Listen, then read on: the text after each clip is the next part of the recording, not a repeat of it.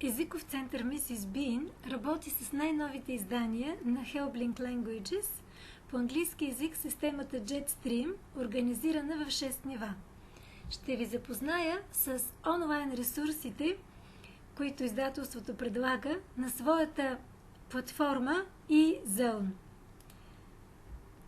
Написвате вашия юзернейм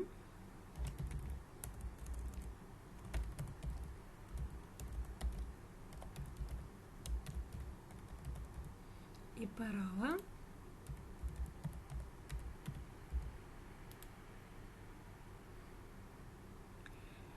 Във всеки учебник и учебна тетрадка имате код, който ви дава достъп, като да регистрирате вашия учебник в тази онлайн платформа и ще ви даде ето. Кодовете представляват ето така и се вижда кои кодове са вкарани. Ще ви отворя, например, Jetstream Pre-Intermediate. След като сте въвели вашия код, ще ви се даде достъп до следните ресурси. Съответно, вие влизате като student, ученици.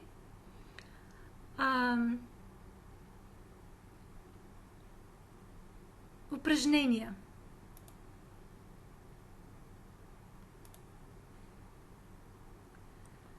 За всеки урок, Unit 1, Lesson 2, имате много упражнения. Достъп. Това упражнение включва слушане. Mel, can you help me in the kitchen? Mum, I'm doing my homework. You know I usually do my homework before dinner. Can you ask Peter? He's making a phone call. След като попълните дейността, Submit и веднага ще видите отговорите, верните отговори на това упражнение. Изключително много упражнения. Слушане, граматика, примерно Present Continuous тук в случая. Попълвате Submit и виждате отговорите.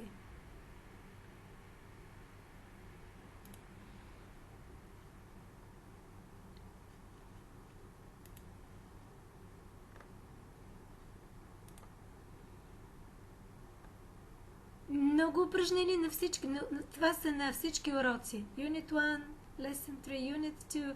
Като вътре упражненията са за граматика, за слушане, за думи, vocabulary.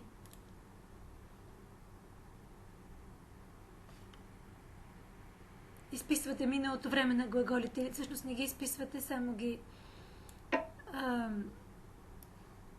избирате.